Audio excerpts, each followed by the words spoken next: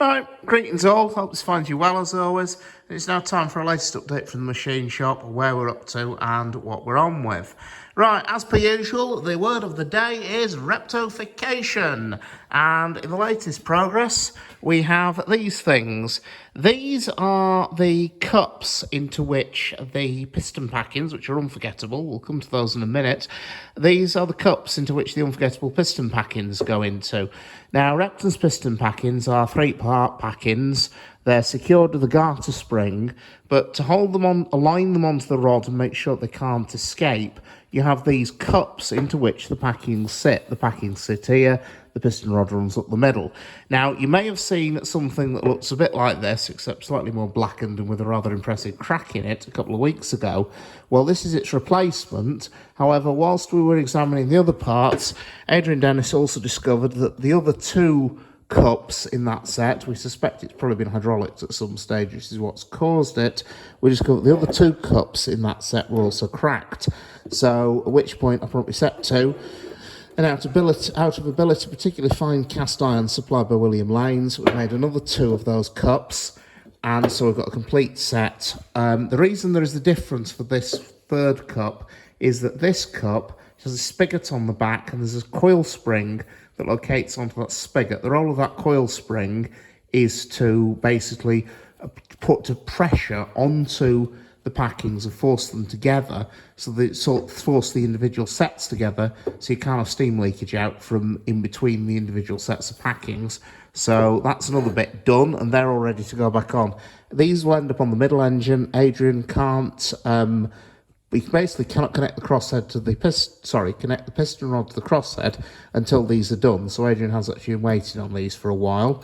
So these are now done. Well, no, they're not actually done. Those two need deburring before they go any further. I can feel a horrible ragged edge on there, and stuff doesn't go out of my shop without rag on it. So that's all done. You may remember last week there was an expansion link sat on this bench. Well, that's gone as well, because that's now back on the engine. All that's left of those two expansion links are the pins there, which just need anti-rotation feathers and drilling for a taper pin to retain the collar. There's one expansion link left for the middle engine, which needs two trunnion bushes. I'll come and I'll wave a camera at that in a minute. But as I said, it's all pretty much coming together. The little M pins, we've now got a drawing. Now, this is, before anyone says anything about the precise nature of my drawing, this is what I've called a roughing drawing. The little M pins are all slightly, subtly, dimensionally different from each other to fit the individual crossheads. And so what we have here is we have a drawing from which 3 pins can be made identical, and those 3 pins will then be individually fettled to fit the individual crossheads. The pins, once fettled and I'm happy with the fit, will be sent off for case hardening. So that's the basic drawing, which all of those numbers apart from the thread specifications are they've all got a machining allowance on them, so they can all be finished up. And then that is just to remind me what billets I need to cut tomorrow.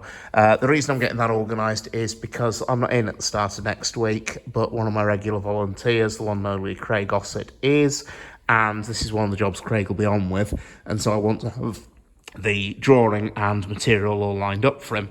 Now, people keep saying to me, you've forgotten about those piston packings, and I haven't, because here they are. What we have here is all the blanks for the piston packings. There's 3 sets of packings for the left, right, and middle engines, and then each engine has in each set 3 sets.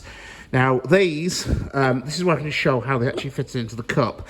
They're made of 2 components. There's the outer ring and the inner ring, and another job for Craig on Monday is to put a counterbore into each of these outer rings that the inner ring will just nicely, smoothly drop into. What will then happen is we'll stick the 2 together with super glue, cut them into 3 pieces, melt the super glue out, and then we offset the segments from this inner ring slightly, so it'll basically hold the 3 segments of the packing together, and then to finally secure them, they're riveted. So that's just another quick job to do, and as I said, that's one of Craig's jobs for Monday. If I just take this outer ring, you can see how that will sit into the cup like that.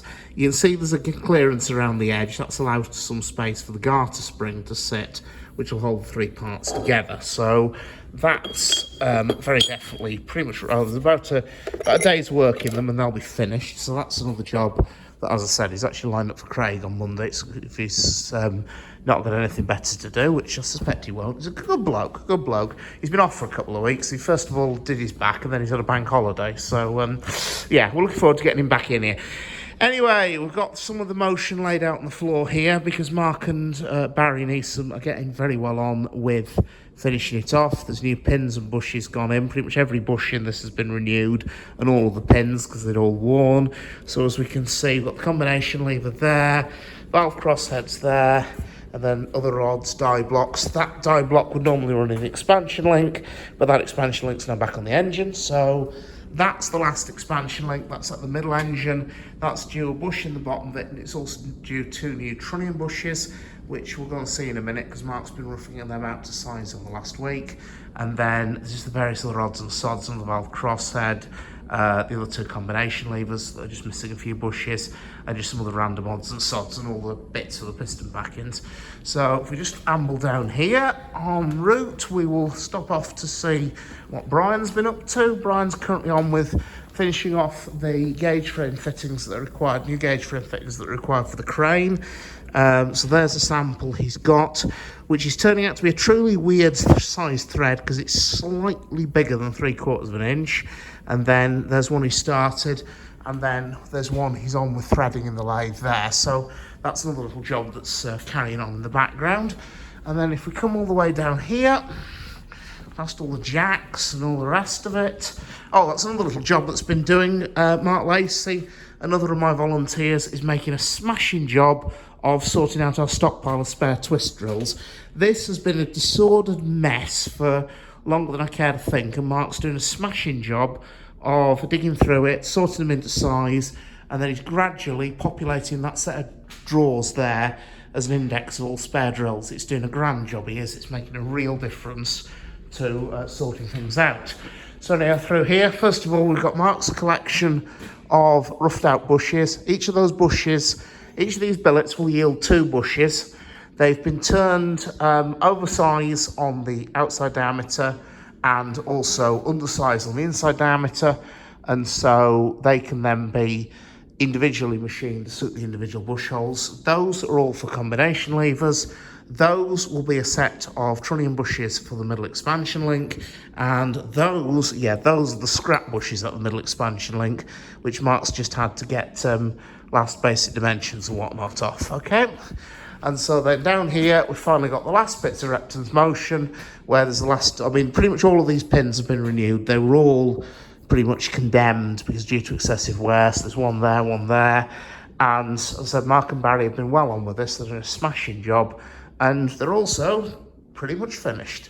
There's probably about a week's work in this, and then it'll be done. And that'll be excellent. It'll be very good to see. So anyway, folks, that's where we're up to, and that's where we're at. Hope you found it educational, informative as always. As I said also, I'll be off at the start of next week again. Yeah, I know, I'm never here. Anyway, I'll be off at the start of next weekend, so next week's video might be slightly different. Or then again, it might not if while I'm away, my lads have been actually doing more work without me getting in the way. And then if they haven't, I'll have even more to talk about. So anyway, folks, that's where we're at, and that's what we're up to. I'll see you around, and take care.